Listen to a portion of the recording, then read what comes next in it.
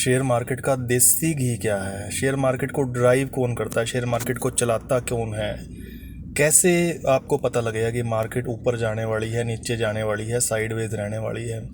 तो share market का दोस्तों देसी घी है। शेयर मार्केट के ड्राइवर हैं दो, एक तो है आपके फंडामेंटल्स, एक है फ्लो। ठीक है, अब ये फंडामेंटल क्या होते हैं, फ्लो क्या होते हैं, इनके बारे में थोड़ी सी बात कर लेते हैं। फ़्लो को पहले समझ लेते हैं। फ़्लो का मतलब है दोस्तों मनी फ़्लो, यानी कि पैसा कहाँ से कहाँ आ रहा है, कहाँ जा रहा है, कैसे क्या हो रहा है, ये चीज़ होती है। तो मनी फ़्लो हमारे पास आता है शेयर मार्केट में मार्केट पार्टिसिपेंट से। मार्केट पार्टिसिपेंट हमारे होते हैं या तो रिटेलर्स यानी कि इंडिविजुअल आपके मेरे जैसे, या फिर दोस्तों होते हैं इंस्टीट्यूशंस जैसे कि म्यूचुअल फंड वाले हो गए, या एफआईआईज वाले हो गए, या फिर ईपीएफओ, कुछ और इंस्टीट्यूशंस भी होते हैं जो पेंशन फंड मैनेजर वगैरह होते हैं।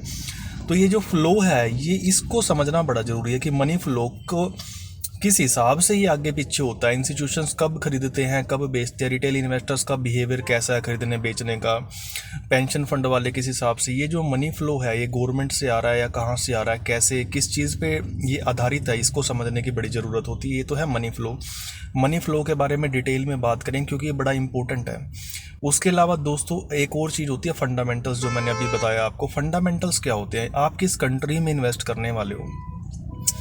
आप इंडिया में इन्वेस्ट करते हो तो इंडिया एक सिक्योर कंट्री है, यानी कि इंडिया, कोई दूसरा कंट्री इंडिया पे अटैक कर दे इसके चांसेस कम है। इंडिया कोई यूक्रेन या ताइवान नहीं है, कोई छोटा कंट्री नहीं है। तो जब आप किसी कंट्री में इन्वेस्ट करते हो तो आप ये देखते हो भी ऐसा तो नहीं है ना, कोई जियोपॉलिटिकल टेंशन का तो खतरा नहीं है यहाँ पे इस वाली कंट्री पे। तो ये एक फंडामेंटल बात है। ये वाली बात एक ऐसी बात है जो फंडामेंटल्स में आती है। इस पे मनी का कोई फ़र्क नहीं पड़ता है, फ्लोज का फ़र्क नहीं पड़ता है। यानी कि उस कंट्री में लोग ज़्यादा इन्वेस्ट करेंगे, वहाँ पे बिजनेसेस ज़्यादा आना चाहेंगे, वहाँ की स्टॉक मार्केट इकोनॉमी सब कुछ ग्रो करेगी जहाँ पे सिक्योरिटी हो। And India is one of the country, another one is China, and then there is USA. ठीक है, कुछ कंट्रीज़ है जहाँ पे सिक्योरिटी ज़्यादा है। ये एक फंडामेंटल बात है कि आपको इन्वेस्टमेंट करने के लिए सिक्योर कंट्री चाहिए, पॉलिटिकल टेंशन से जो कि थोड़ा सा दूर हो, उतनी पॉलिटिकल टेंशन का रिस्क ना हो जहाँ पे। और क्या फंडामेंटल होते हैं, जैसे जीडीपी ग्रोथ रेट। वर्ल्ड में इंडिया का जीडीपी ग्रोथ रेट संसार में सबसे ज़्यादा है, चाइना का भी काफ़ी ज़्यादा है, अमेरिका का भी ठीक ठाक है, सही है। तो आप ऐसी कंट्रीज़ में इन्वेस्ट करोगे जहाँ पे जीडीपी ग्रोथ रेट अच्छा हो, यानी जहाँ की इकोनॉमी ग्रो कर रही हो। उसके अलावा क्या चाहिए होता है आपको फंडामेंटली, कि आप पूरी इकोनॉमी में अगर आप पैसा लगाते हैं, यानी कि आप इंडेक्स में लगा रहे, मान लीजिए आप इंडिया की इकोनॉमी में लगाना चाहते हैं तो उसको मिमिक करता है सेंसेक्स या निफ्टी करता है। या आप यूएस में लगाना चाहते हो तो मे बी आप S&P 500 ले लो, या फिर आप नेस्डैक 100 ले लो। आप चाइना में लगाना चाहते हैं तो भैया आप हैंग सेंग ले सकते हो। तो आप अगर पूरी इकोनॉमी में पैसा लगाते हो तो आप इंडेक्स में लगाते हो। अगर आप पूरी इकोनॉमी में नहीं लगाते, आप सेक्टर वाइज लगाना चाहते हो, तो आप सेक्टर का फंडामेंटल देखना पड़ेगा आपको। भाई उस सेक्टर के अंदर वो जो सेक्टर प्रोडक्ट बेच रहा है, क्या उस प्रोडक्ट की डिमांड आगे भी रहने वाली है, ग्रोथ अपॉर्चुनिटी कैसी है, क्या हिसाब किताब है। अगर आप एक कंपनी में पैसा लगाने वाले तो कंपनी के फंडामेंटल देखने पड़ेंगे। भाई कंपनी के मैनेजमेंट तो ठीक है ना, उसमें पैशन तो है ना, उसमें इंटीग्रिटी तो है ना, उसका पास्ट ट्रैक रिकॉर्ड तो अच्छा है ना, कंपनी के बिजनेस फंडामेंटल कैसे हैं। तो फंडामेंटल का मतलब होता है ये कि कंट्री की क्या स्थिति है, सिक्योरिटी की क्या स्थिति है, ग्रोथ की क्या स्थिति है, इकोनॉमी की क्या स्थिति है, पॉलिटिकल स्टेबिलिटी है या नहीं है, डेमोग्राफी कैसी है, लोग यंग के बूढ़े हैं। अब जापान में ग्रोथ क्यों नहीं हो रही, 2012 के बाद से ग्रोथ ही नहीं हुई है, क्योंकि वहाँ पे जो बंदे हैं वो एज हो चुके हैं, एजिंग पॉपुलेशन। अब चाइना में भी एजिंग हो रही है, लेकिन इंडिया में डेमोग्राफी अच्छी है। तो ये सब दोस्तों फंडामेंटल होते हैं। आपका टैक्सेशन सिस्टम कैसा है, आपके अंदर ट्रांसपेरेंसी कितनी है, आपके यहाँ पे कैपिटल मार्केट्स को कितना टाइम हो गया, इस तरह की चीज़ें फंडामेंटल्स होती है। इसके बेसिस पे आप इन्वेस्ट करते हो। तो अगर आपको फंडामेंटल्स के बेसिस पे इन्वेस्ट करना है तो रास्ता बड़ा सिंपल है। आप SIP करो, इंडेक्स फंड ले लो, उसके अंदर इन्वेस्ट करते रहो।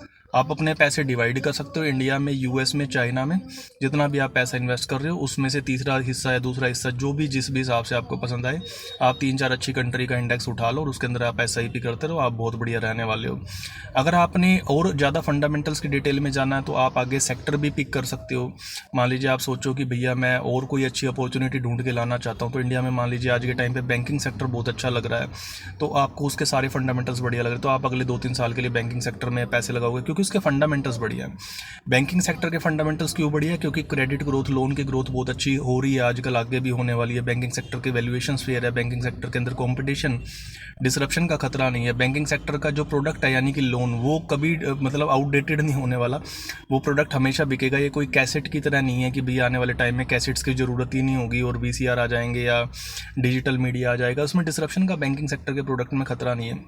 तो ये सारे दोस्तों फंडामेंटल्स होते हैं। इस तरह से आप स्टॉक लेवल पे भी जा सकते हो अगर आपको लगता है कि आपके अंदर इतना पैशन है कि भैया मैं स्टॉक पिकिंग सीखूंगा, लेकिन यूजुअली लोगों का उसके अंदर लॉस ही होता है, मैं तो वहाँ तक गया नहीं। तो ये होगी फंडामेंटल्स की बात। फ्लोज की बात कुछ हद तक हमने पहले स्टार्टिंग में करी थी कि फ्लोज किस पे डिपेंड करते हैं। फ्लोज दोस्तों मेजॉरिटी का जो रिटेल इन्वेस्टर्स है वो फियर एंड ग्रीड के हिसाब से उसके फ्लोज चलते हैं। फियर एंड ग्रीड का क्या मतलब है, यानी मार्केट में अगर बुल आ रहा होता है, बुल का मतलब है कि हर कोई उस टाइम पे ऐसा लग रहा होता है कि भैया पैसे कमा रहा है। तो अगर हर कोई पैसे कमा रहा है तो सबको लगने लग जाता है यार क्यों ना मैं भी पैसे कमा लूँ। लोगों में फियर ऑफ मिसिंग आउट आने लग जाता है कि यार मैं तो रह गया, मैं भी इन्वेस्ट कर लेता हूँ, मेरी भी कमाई हो जाती है इसके अंदर। तो लोग ज़्यादा पैसा लगाने लग जाते हैं।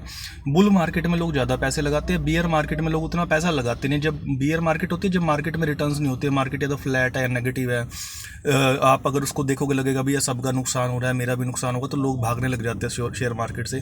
तो लोग जो रिटेलर मेजॉरिटी रिटेल इन्वेस्टर्स जो है ना वो इमोशंस के आधार पर पैसा लगाते हैं, फियर एंड ग्रीड पे लगाते हैं, फियर ऑफ मिसिंग आउट पे आते हैं। तो इमोशनल बंदे होते हैं, सारी मनी भी इमोशनल है, बुल मार्केट में आएगी, बियर में चली जाएगी।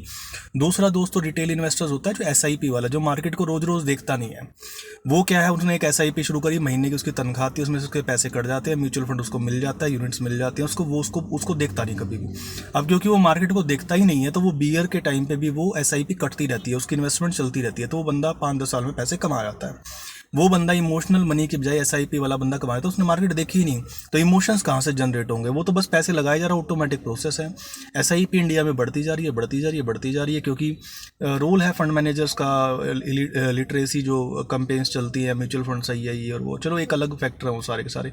बट एसआईपी मनी एक अलग तरह का फ्लो है, और रिटेल इन्वेस्टर से दूसरा इमोशनल फ्लो आ रहा था जो बुल्स में आता है और बियर में चला जाता है, वो दूसरी तरह का फ्लो है। तीसरा फ्लो दोस्तों हमारा होता है म्यूचुअल फंड्स का या फिर इंस्टीट्यूशंस का। अब इंस्टीट्यूशंस का जो फ्लो होता है वो बिल्कुल टोटल 100% एसेट एलोकेशन के बेस पे चलता है। अब एसेट एलोकेशन का मतलब क्या है, ये बहुत बढ़िया प्रिंसिपल है कि मेरे को सस्ती चीज़ चाहिए, मेरे को बढ़िया चीज़ चाहिए, ठीक है भैया, तो वो चीज़ मुझे वर्ल्ड में कहीं भी मिल जाए। अब पैसा इंस्टीट्यूशन के पास बहुत है, बहुत पैसा है, तो वो लोग क्या करते हैं, जहाँ पे कोई चीज़ सस्ती मिलती है वहाँ खरीद लेते हैं, जहाँ पे कोई चीज़ महंगी हो जाती है वहाँ से बेचने लग जाते हैं। पार्शियल बुकिंग होती है प्रॉफिट की और पार्शियल री एंट्री होती है, तो उसको बोलते हैं एसेट रीबैलेंसिंग। तो इनका फंडा सिंपल है, जैसे कि कुछ समय पहले 1.5-2 महीने पहले चीन, अमेरिका, ये भारत के मुकाबले उनको सस्ते और बढ़िया लग रहे थे, बढ़िया भी होना चाहिए, सस्ता भी होना चाहिए, तो उन्होंने चीन को खरीदा, अमेरिका को खरीदा, भारत को नहीं खरीदा, भारत को बेच रहे हैं। जनवरी में देख लीजिए या फरवरी में देख लीजिए, 2 जो महीने चल रहे हैं और गए हैं, इनके अंदर भारत से पैसा निकला है और चीन और अमेरिका में गया, क्योंकि अच्छी कंट्री वो भी हैं, अच्छी चीज़ वहाँ पे भी है, स्टॉक मार्केट उनकी भी बढ़िया, लेकिन वहाँ वो सस्ती थी कंपैरेटिवली, तो इंडिया को बेच के वहाँ चले गए। इनका बड़ा सिंपल प्रिंसिपल है, जब यूएस महंगा हो जाएगा, चाइना महंगा हो जाए तो इंडिया में आने लग जाएंगे। जो चीज़ें बढ़िया हों प्लस सस्ती हों, इंस्टीट्यूशन वहीं जाते हैं, एसेट एलोकेशन करते हैं। तो ये फ्लो इस तरह का होता है। आपको फ्लोज को समझने की ज़रूरत इसलिए क्योंकि कभी मार्केट बहुत सस्ती मिलेंगी आपको, कभी बहुत महंगी मिलेंगी आपको। अच्छा, फ्लो का एक और चीज़ है जो फ्लोज को डिसाइड करती है, वो होते हैं वर्ल्ड में इंटरेस्ट रेट, बेसिकली यूएस में, क्योंकि यूएस के पास पैसा बहुत है। अगर वहाँ पे इंटरेस्ट रेट बढ़ते हैं तो पैसा बड़ी जल्दी स्क्वीज होता है। सिमिलरली अगर वहाँ इंटरेस्ट रेट घटते हैं तो पैसा बड़ी जल्दी बूम आउट करता है, बड़ा बाहर निकल के आता है। अब 2020 में क्या था, जब कोविड आया तो यूएस में इंटरेस्ट रेट 0% हो गया, यानी कि लोन आपको फ्री में मिल रहा है। और अब 2022 में 23 में अब जो है लोन वहाँ पे 5% के ब्याज दर होगी, तो वहाँ पे बड़ा सारा पैसा निकल गया, स्क्वीज आउट हो गया। कंपनीज के जो ब्याज उनको देना होता है कंपनियों को, वो बढ़ गया, इंडिविजुअल्स को देना बढ़ गया, सरकार को। पैसा किसके पास गया, डिपॉजिटर के पास गया, बाकी सब जगह से निकल गया। तो ये फ्लोज आप इसलिए समझते हो क्योंकि फ्लोज के फिर आप पैटर्न को डिसाइड करते हो कि भाई मार्केट ऐसी है तो क्यों है, आपकी प्रेडिक्टेबिलिटी बढ़ती है, आप प्रेडिक्ट कर पाते हो भी मार्केट बुल में इतनी ऊपर क्यों चली गई है। इसलिए चली गई क्योंकि इमोशनल मनी भी आने लग गई है। इतना ही बुल में इतना इंस्टीट्यूशन तो बेचने लग जाते हैं बुल में एसेट एलोकेशन के लिए के पर्पज से, लेकिन फिर भी मार्केट ऊपर ही जाती है, ट्रेंड ऊपर ही जाता है। ट्रेंड कौन लेके जाता है, ट्रेंड को ऊपर लेके जाने वाला दोस्तों बंदा होता है इमोशनल बंदा, रिटेल बंदा, जो कि सोचता है ये ऊपर जा रही है तो भैया ऊपर ही जा रही है, क्रिप्टो करेंसी कभी गिरेगी नहीं।